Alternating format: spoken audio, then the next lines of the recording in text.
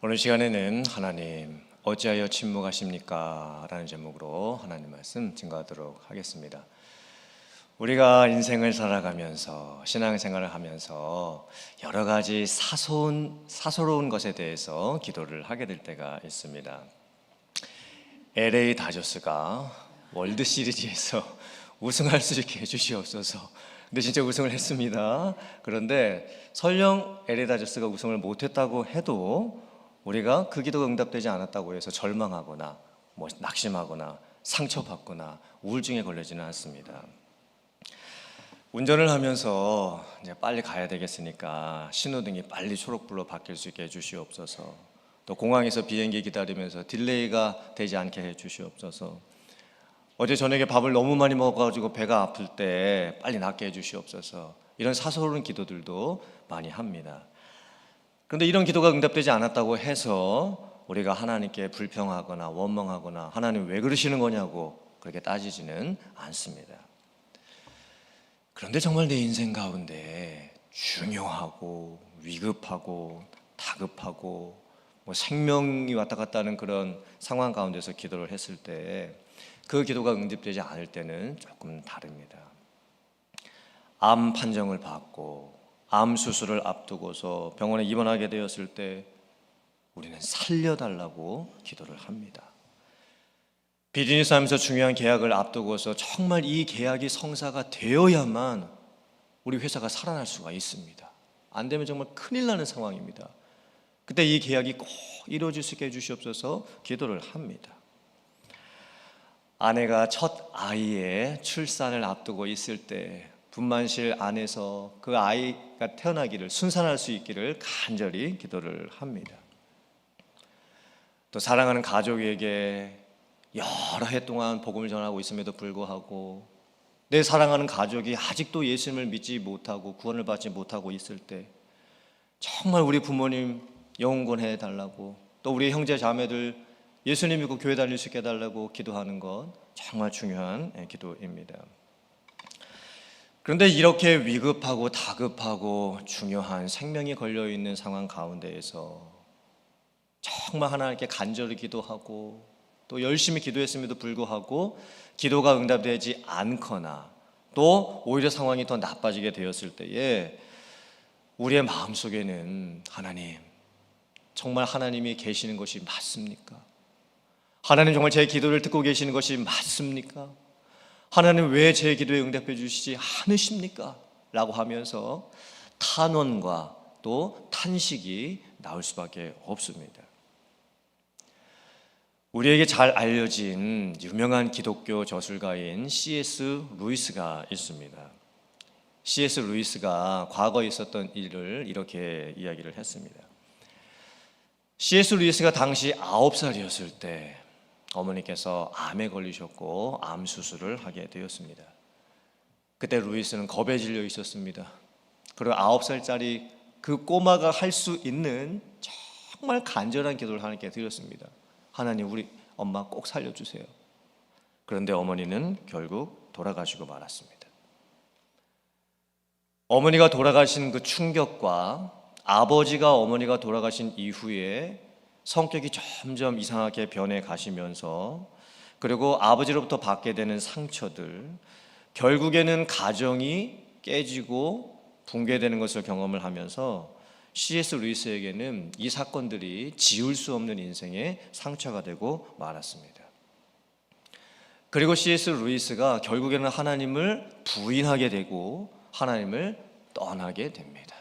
이제 나중에는 회복이 돼서 하나님께 돌아왔죠. C.S. 루이스는 50년 전에 있었던 어머니가 돌아가셨던 그날의 상황이 아직도 기억이 난다고 말을 합니다. 그날의 상황들, 심지어 그날에 있었던 냄새까지도 어땠는지 기억이 난다고 고백을 하고 있습니다.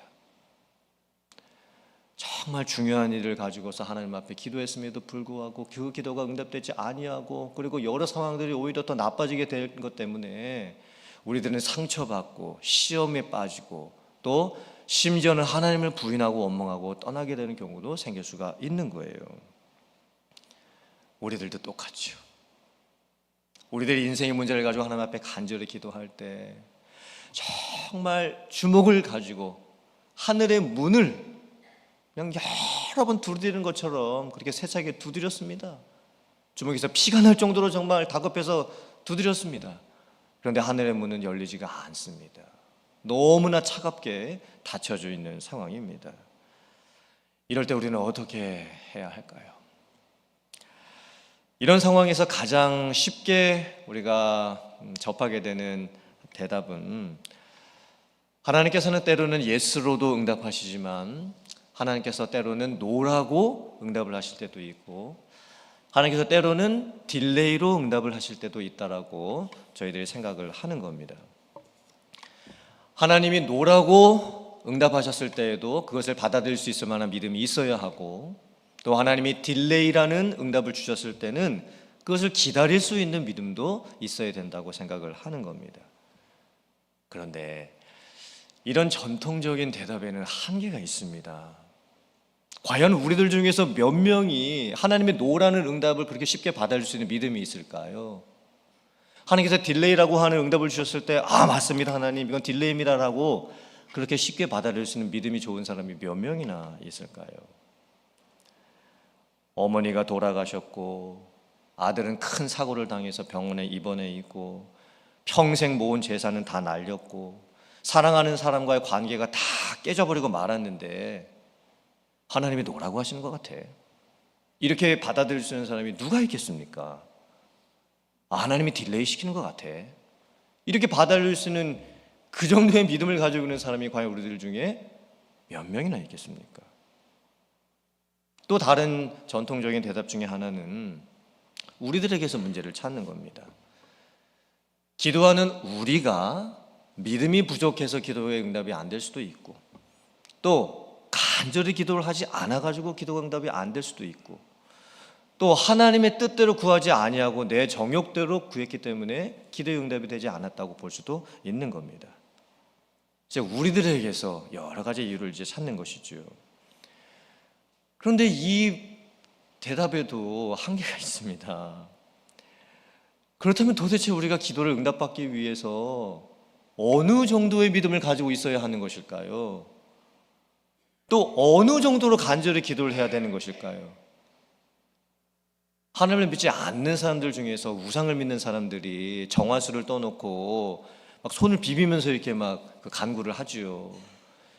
그럼 우리들도 하나님 앞에 기도할 때 이 손바닥에 땀이 날 정도로, 아니면 지문이 없어질 정도로 막 비비면서 기도를 해야만, 그 정도의 간절함은 있어야만 하나님께서 우리의 기도를 들으시고 응답해 주시는 걸까요?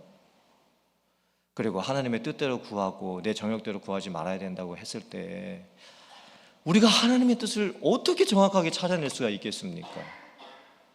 그리고 C.S. 루이스와 같은 경우 9살짜리 그 어린 아이가 우리 엄마 살려주세요 라고 그렇게 기도했던 그 기도가 하나님의 뜻대로 구하는 기도가 아니었기 때문에, 자기의 정욕대로 구하는 기도였기 때문에 기도의 응답이 안 됐다라고 누가 감히 말할 수가 있을까요? 신학적으로 우리는 여러 가지 답을 찾아낼 수가 있지요. 왜 하나님이 우리의 기도에 응답하시지 않을까? 왜 침묵하고 계실까? 기도뿐만이 아니라 우리가 일상생활을 하고 신앙생활을 하는 여정 가운데 하나님이 멀리 계신 것만 같고, 하나님이 나에게 가까이 계시지 않는 것 같고, 하나님이 나에게 관심이 없으신 것 같고, 하나님이 나를 더 이상 사랑하시지 않는 것처럼 그렇게 느낄 때 도대체 우리는 그러면 어떻게 해야 되는 것일까요? 우리는 두 가지의 이제 방향성을 볼 수 있어야 됩니다. 첫째는 기도를 하고 있는 나에게서 하나님을 향해 가는 방향성입니다. 그리고 두 번째는 나의 기도를 들어주시는 하나님께서 우리에게 갖고 계시는 방향성입니다. 이 두 가지의 방향성을 보면서 저희가 살펴볼 수 있어야 합니다. 자, 첫 번째, 우리가 기도할 때 기도가 응답이 안 되는 것 같고 하나님이 침묵하시는 것 같이 느껴지고 내 삶에 하나님의 임재를 전혀 체험하지 못하는 것 같은 그런 상황이 벌어질 때 내가 하나님을 향해서 어떤 관점을 가지고 있어야 되냐면, 솔직한 감정으로 기도를 하는 겁니다. 하나님께서 사람에게 감정이라고 하는 것을 주셨습니다. 그런데 우리는 감정을 부정적인 것으로 생각할 때가 참 많습니다. 사람이 이성적이어야지 감정적이 되면 안 된다, 이렇게 생각할 때가 많이 있습니다. 물론 맞는 말입니다.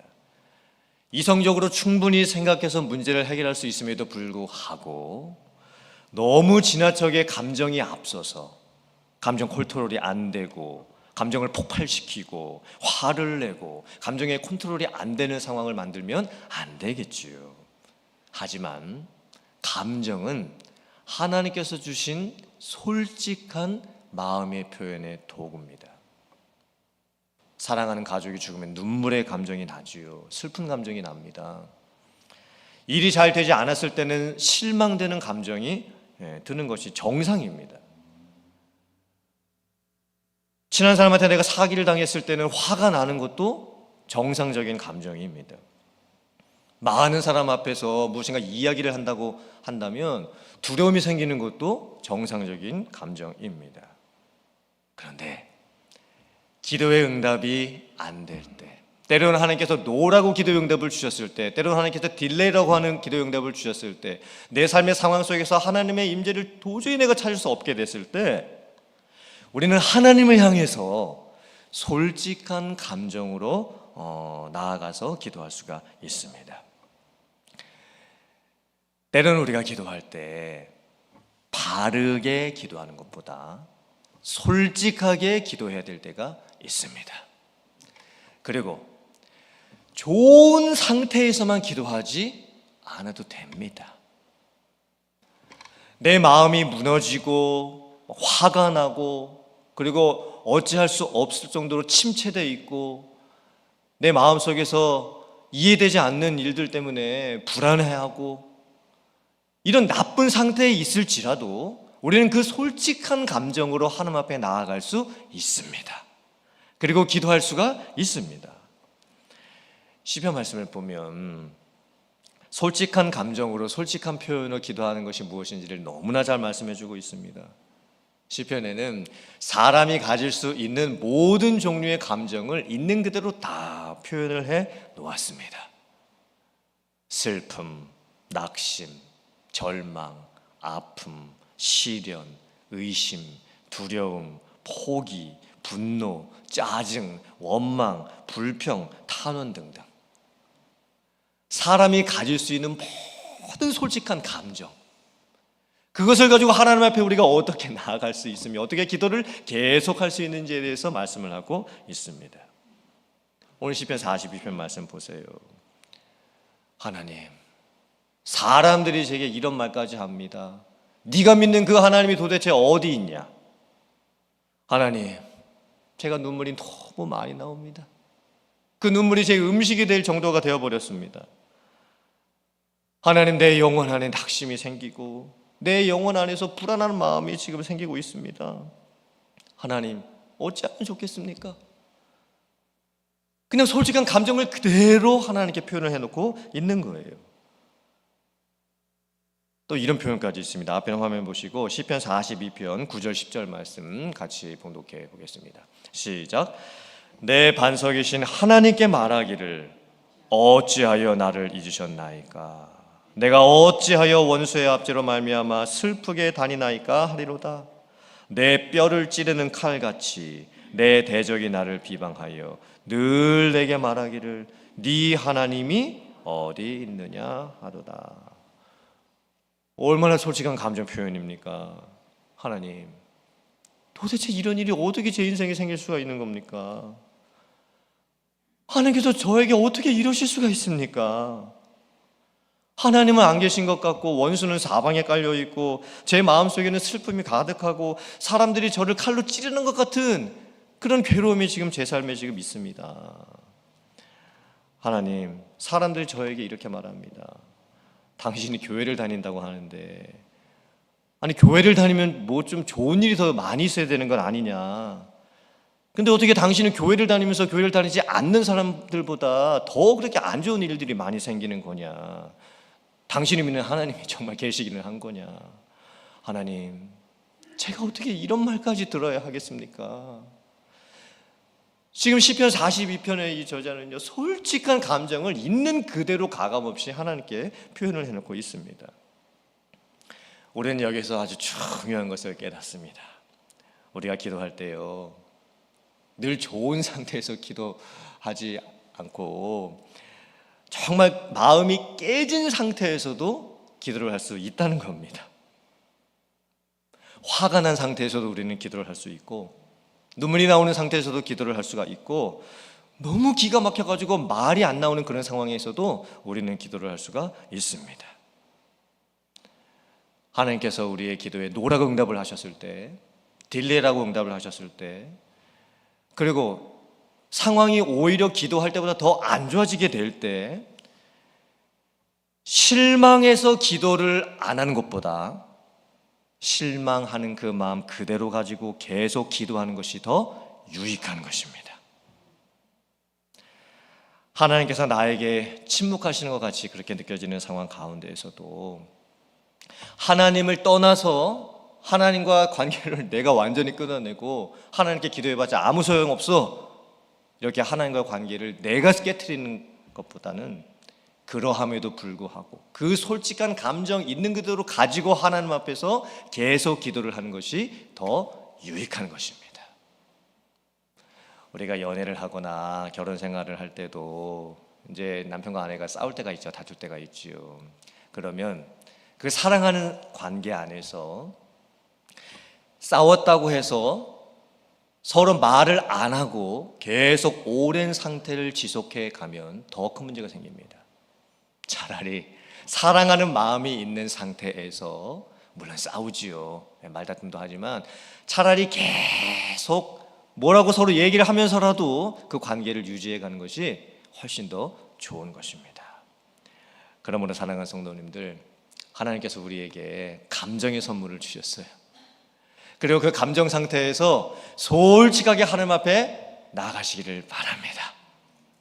그렇게 솔직한 감정을 가지고 하나님 앞에 나아가 기도할 때 하나님께서 여러분들의 마음을 터치해 주실 줄 믿습니다.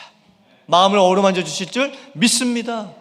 우리는 연약할지라도 하나님께서 우리를 놓지 않으시기 때문에 하나님께서 우리의 마음에 은혜 베풀어 주시고 회복해 주시는 역사가 일어나게 될 줄 믿습니다. 이런 은혜가 여러분들에게 가득하시기를 주님의 이름으로 축원합니다. 두 번째는 하나님께서 나를 향해서 가지고 계시는 방향성입니다.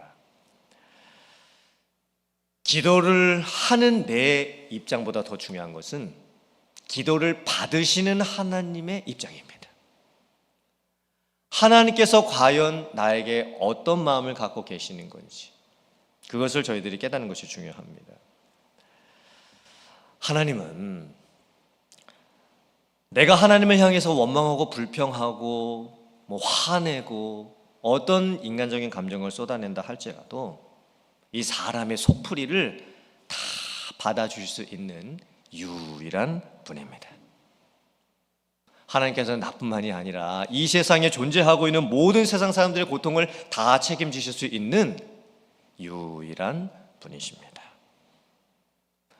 감정을 사람한테 풀잖아요.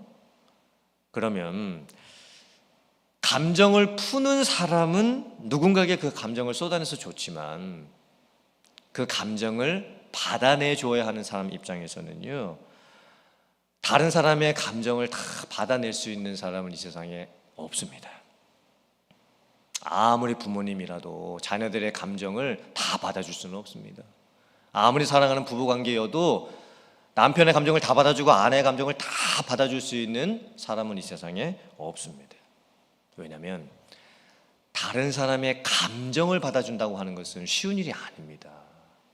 우리가 이성적인 논리적인 말은 얼마든지 받아줄 수 있습니다. 왜냐하면 그 말이 너무 이성적이고 너무 논리적이고 너무 상황에 맞는 말이기 때문입니다. 상대방이 그런 이성적인 말, 논리적인 말을 1시간 정도 해도요 다 받아줄 수 있습니다. 그런데 감정이라고 하는 것은 이 속 안에 있는 마음을 끄집어내는 겁니다. 그런 표현인 겁니다. 그래서 우리가요, 상대방이 나에게 있는 감정 없는 감정 그냥 솔직하게 다 쏟아낸다, 그거를 받아낼 수 있는 사람이 누가 있을까요? 이 세상에는 한 명도 없습니다. 그런데 하나님은 어떤 분이신가? 나의 감정뿐만이 아니라 이 세상에 살고 있는 모든 사람들의 감정을 다 받아내 주실 수 있는 크신 하나님이십니다. 무한한 하나님이십니다. 긍휼의 하나님이십니다. 우리가 인생을 살아가면서 고통을 만나서 감정이 휘몰아치게 될 때 우리는 하나님께 그 감정을 쏟아낼 수 있어야 됩니다. 사람에게 쏟아내면 안 됩니다. 한두 번은 쏟아낼 수 있죠. 그런데 그 감정을 다 받아줄 수 있는 사람은 없습니다. 오직 하나님만이 나의 모든 감정이나 이 세상에 존재하는 모든 사람들의 감정을 받아줄 수 있는 유일한 분이시라는 겁니다. 그러므로 우리는 하나님께 감정을 쏟아내면서 기도할 수 있고, 그것이 우리의 연약한 사람들에게 얼마나 귀한 선물인지 모릅니다. 내가 어떤 말이라도 어떤 감정이라도 하나님께 다 쏟아낼 수 있다, 그렇게 나와 하나님과의 관계가 이루어져 있다, 이것이 우리들에게 얼마나 큰 축복인지 모르는 겁니다. 오늘 시편 42편 말씀을 보세요. 앞에 화면 보시고 1절 2절 말씀 같이 봉독해 보겠습니다. 시작. 하나님이여, 사슴이 시냇물을 찾기에 갈급함같이 내 영혼이 주를 찾기에 갈급하니이다. 내 영혼이 하나님 곧 살아계시는 하나님을 갈망하나니 내가 어느 때에 나아가서 하나님의 얼굴을 배울까. 아멘. 지금 시편 42편에서 눈물과 낙심과 불안한 감정이 휘몰아치고 있는 상황입니다. 하나님을 향해서 그냥 있는 감정을 솔직하게 다 쏟아내고 있는 상황이지요. 그런데 그 감정을 받아주시는 하나님이 어떤 분이라고 고백을 하고 있죠? 하나님에 대해서 어떻게 고백하고 있습니까? 사슴이 시냇물을 찾기에 갈급함같이 내 영혼이 하나님을 찾습니다라고 고백합니다. 살아계시는 하나님을 갈망한다고 고백합니다. 그리고 하나님의 얼굴을 보고 싶다고, 내가 언제 하나님 앞에 나아갈 수 있을까, 이런 마음을 좀 가지고 있는 거예요. 이 모습을 잘 보세요. 하나님께 지금 있는 감정 없는 감정 다 쏟아내고 있는 그런 상황입니다. 근데 그 마음의 태도가 하나님에 대해서, 그러니까 하나님께요, 내가 하고 싶은 말 지금 다 쏟아내고 있는 겁니다. 사람한테 할 수 없는, 하나님께 그냥 모든 감정을 다 쏟아내고 있습니다. 하지만 그때 그 마음의 태도가 하나님을 향해서 불손하고 또 이기적이고 나쁜 모습일까요? 아닙니다. 지금 시편 42편에 기도하는 사람의 모습을 보세요. 하나님을 너무나 친밀하게 느끼고 있습니다. 시편 42편 6절과 또 8절의 말씀 같이 한번 읽어보겠습니다. 자, 시작. 내 하나님이여, 내 영혼이 내 속에서 낙심이 되므로 내가 요단 땅과 헤르몬과 미살산에서 주를 기억하나이다. 낮에는 여호와께서 그의 인자하심을 베푸시고 밤에는 그의 찬송이 내게 있어 생명의 하나님께 기도하리로다. 아멘. 지금 마음은 너무 낙심되는 상황이지요. 지금 영혼이 완전히 지금 무너져 있는 상황입니다. 그때 뭘 합니까? 기억을 합니다. 요단 땅과 헤르몬과 미살산에서 있었던 일을 기억을 하는 거예요. 이게 무슨 의미일까요? 요단 땅, 헤르몬, 미살산은요, 과거에 하나님께서 내게 베풀어 주셨던 은혜의 장소였습니다. 하나님께서 나에게 응답해 주셨던 장소였습니다. 그걸 기억하는 거예요. 지금의 상황, 정말 너무나 어려운 상황입니다. 너무나 불안하고 낙심하고 초조하고 답답합니다. 문제는 하나도 해결되지 않고 있습니다. 심지어 사람들이 내게 찾아와가지고 네가 믿는 하나님이 도대체 어디 계시는 것이냐 라고 하면서 저주까지 퍼붓는 상황입니다. 그때 과거를 기억합니다. 헤르몬에서 만났던 하나님, 요단 땅에서 만났던 하나님, 미살산에서 만났던 하나님, 그 하나님을 기억하고 있는 거예요. 하나님께서 지금 내 기도에 노라고 말씀하시고 내 기도를 들리시키시고 또 나를 멀리 떠나 계신 것 같이 느껴지지만 항상 하나님이 그러셨던 것은 아니었습니다. 과거에 그때 그 장소에서 하나님은 나를 만나 주셨고 하나님은 나에게 은혜 베풀어 주셨고 하나님은 내 기도를 들어주셨고 하나님은 나에게 응답해 주셨던 겁니다. 그걸 기억하는 거예요. 그 하나님이 어떤 분이셨는가를 기억을 하는 겁니다. 하나님은 절대로 일부러 나를 멀리 하시거나 또 하나님이 악한 의도를 가지고 내 기도를 듣지 아니하시는 것이 아닙니다. 하나님은 절대 그런 분이 아니십니다. 오늘 시편 42편에서 마지막으로 뭐라고 고백을 합니까? 낮에는 인자하심을 베푸시는 하나님께 기도하고 밤에는 찬송을 하면서 내 생명의 하나님 앞에 기도하겠다라고 고백을 하고 있습니다. 즉 상황은 어렵습니다. 나의 마음도 낙심되어 있습니다. 신앙적으로도 침체되어 있습니다. 그런데 낮이든 밤이든 항상 내 입술 속에서 하나님을 찬양하고 하나님을 기도하겠다라고 이게 마지막으로 내리는 결론인 거예요. 내가 믿는 하나님이 그런 하나님이시라는 것을 지금 고백을 하고 있습니다. 사랑하는 성도님들, 여러분의 인생 가운데에 하나님께서 멀리 계신 것 같이 느껴지십니까? 하나님이 나와 함께 하시지 않는 것처럼 느껴지십니까? 혹은 하나님이 나에게 노라고 응답을 하셨습니까? 아니면 딜레이라고 응답을 하셨습니까? 괜찮습니다. 그때 우리는 솔직한 감정을 가지고 하나님 앞에 더 나아갈 수 있습니다. 모든 인간적인 감정을 그대로 하나님 앞에 표현하면서 우리는 기도할 수 있습니다. 왜냐하면 우리가 믿는 하나님은 나의 모든 감정들을 다 받아줄 수 있는 크신 하나님, 무한하신 하나님, 긍휼이 많으신 하나님, 사랑의 하나님이시기 때문입니다. 이런 믿음의 고백이 여러분들에게 있을 수 있기를 주님의 이름으로 축복합니다. 하나님으로부터 멀리하지 마시고 하나님께 더 가까이 나아가는 우리들이 되어야 될 줄 믿습니다. 그리고 과거에 베푸셨던 하나님의 은혜를 기억하면서 내가 믿는 하나님이 어떤 하나님이신지를 고백을 하면서 언제나 나를 바라봐주고 계시고 긍휼의 눈으로 나를 터치하고 계시는, 그리고 나를 놓지 아니하시는 그 하나님과의 친밀한 관계, 그 가까운 관계, 그 사랑의 관계를 잘 유지하고 또 하나님을 체험하면서 살아갈 수 있는 여러분들 다 되실 수 있기를 주님의 이름으로 축원합니다. 아멘.